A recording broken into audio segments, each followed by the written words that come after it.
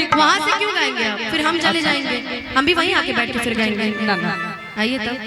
मेरे दीपक चाचा कहे हैं कि कुछ लड़कों को हटाओ।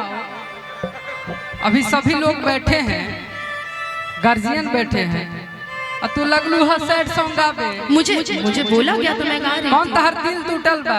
हम जगह बनी तो तहर दिल टूटी। दिल गलत दिल कि कर याद वो जमाना मेरे प्यार का, चैन लूटना तो दिल के करार का। हो जब दुनिया में, हो जब दुनिया में मैं ना रहा, तो किसे बर्बाद करोगे ओ दिल तोड़ के। कहता रही कि जब दुनिया में मैं न रहा तो किसे बर्बाद करोगे? तब हम कहता नहीं, अरे कि बर्बाद करके जिए लू आराम से, कि बदनाम भइनी रानी तोहरे नाम से। बर्बाद करके जिए लू आराम से, बदनाम भइनी रानी तोहरे नाम से। कि जवन बाचल रहे इज्जत नीलाम हो गइल, कि जवन बाचल रहे इज्जत नीलाम हो गइल। आ दीपक भैया इनके चक्कर में अनुपमा बदनाम हो गइल। जवन बाचल रहे इज्जत नीलाम हो गइल, इनके चक्कर में अनुपमा बदनाम हो गइल। जानते हो मैं स्पेशली भैया की फरमाइश गा रही थी, तुम बीच में ही रोक दिए मुझे। अच्छा उसके लिए सॉरी, लेकिन ठीक हम है, कोई आपको बात कहते नहीं, हैं पहली बार है, गलती माफ करते तुम ऐसे ना, आप जब गले लगा बताओ तो अच्छा से लगा। कब भैया जानते हैं कल मेरे पिताजी ये जानते हैं ये कब होता है? जब इंसान गलती करके आए ना और फुसलाने के लिए कुछ ना बचे तो तुमको गले लगा देते हैं।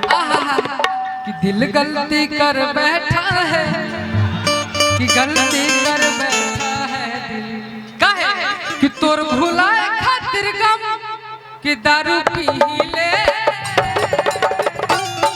खाली तोर भुलाए खातिर गम दारू पी ले, कि आके देखो ए सनम कैसे जी ले।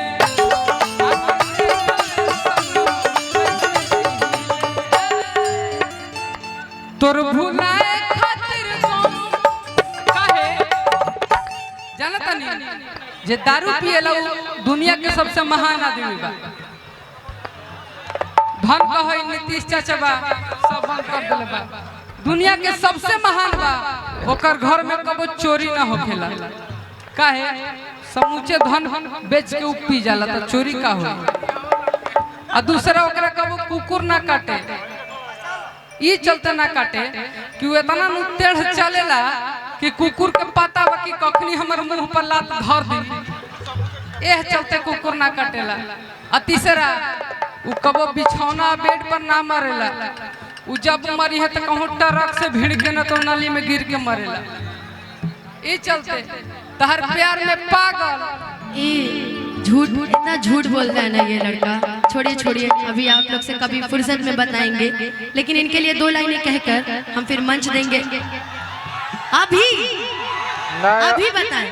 अच्छा ठीक है पक्का बताते हैं। अभी अगर बताइबू तो घर घर जाके बतावे परी तहरा 365 दिन यहीं रहे पड़ जाए। कोई दिक्कत नहीं है, हम तो जीवन भर मगध में रहने के लिए तैयार हैं। तुम हाँ तो करो, मैटर क्लियर करके जाए के। तुम हाँ तो करो, हम तो जीवन भर रहने के लिए। पहले इधर सुनो ना, हम सुनिए कॉर्ड लगाइएगा भैया। कि तुमने जो रातें सो के गुजारी, हमने वो सारी रो के गुजारी। कि तुम बेवफा हो सब जानते थे, फिर भी तुम्हें हम दिल मानते थे। हमें भी शहर में कई ख्वाहिशें थी, फिर भी तुम्हें हम दिल